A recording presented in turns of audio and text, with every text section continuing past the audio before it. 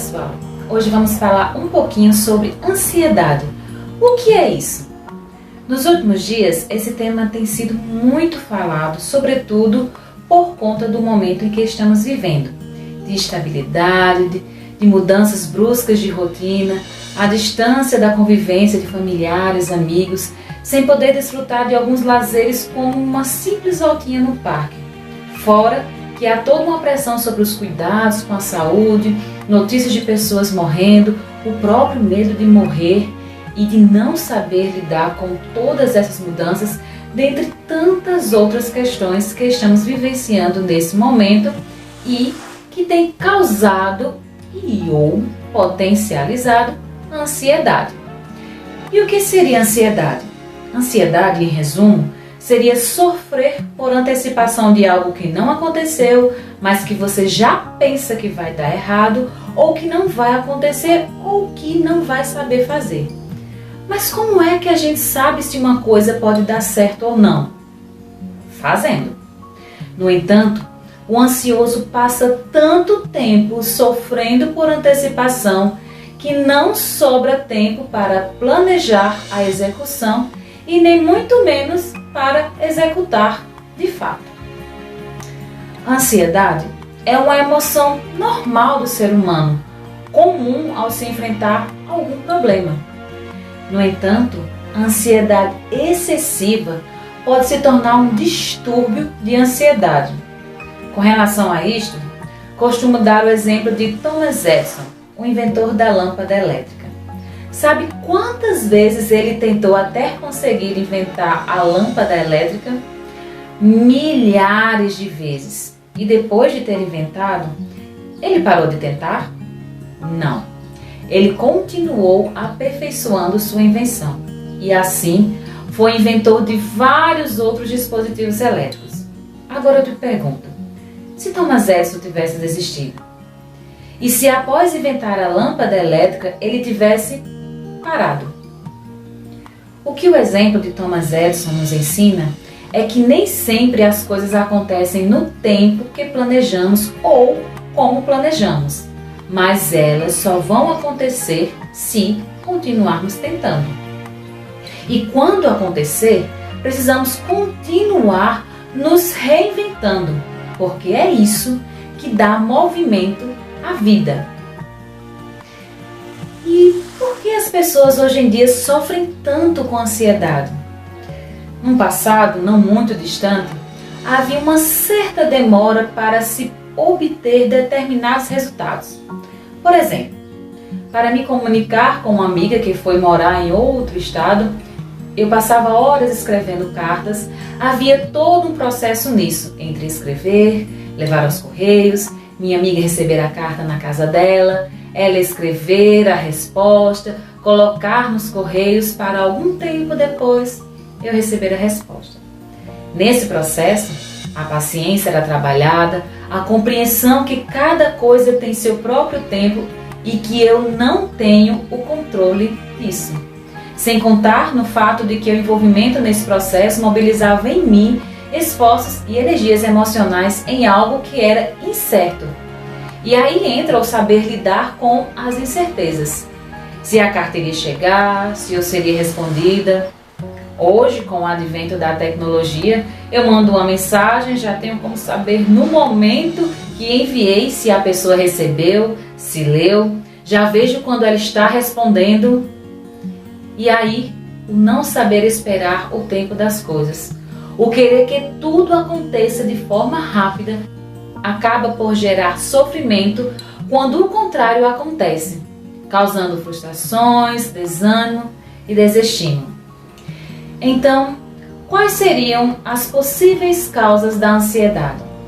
Predisposição genética, mentalidade negativa, abuso de drogas, álcools ou medicações, contexto ambiental, a exemplo, como já falei, no momento em que estamos vivendo. Há também alguns fatores de risco, como eventos traumáticos na infância e até mesmo na vida adulta.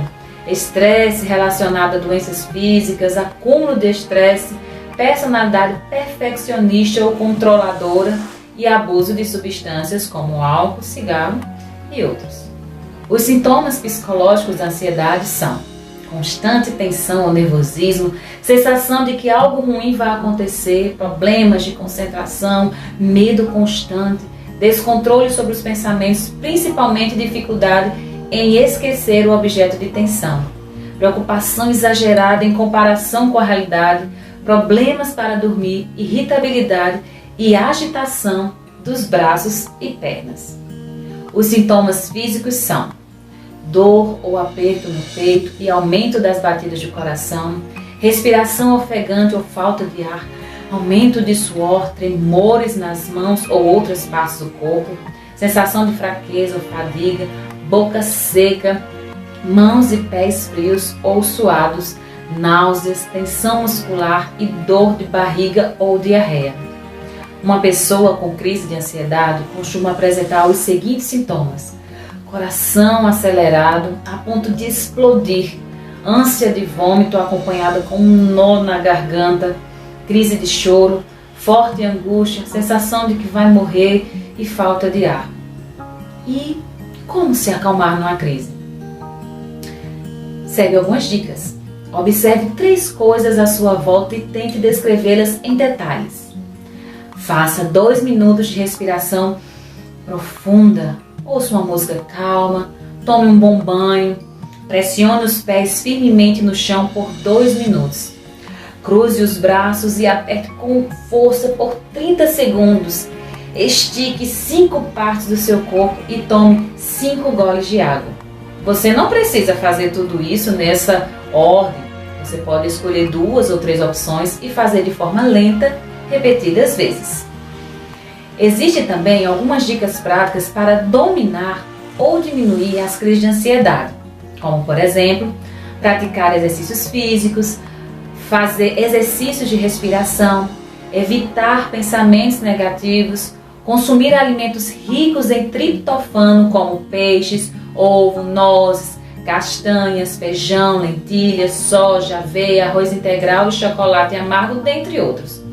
Porque a deficiência de triptofano pode causar baixos níveis de serotonina, que é o hormônio responsável pelas sensações de prazer no nosso organismo e que regula o sono, o humor, o apetite, o ritmo cardíaco, a temperatura corporal, entre outras funções biológicas.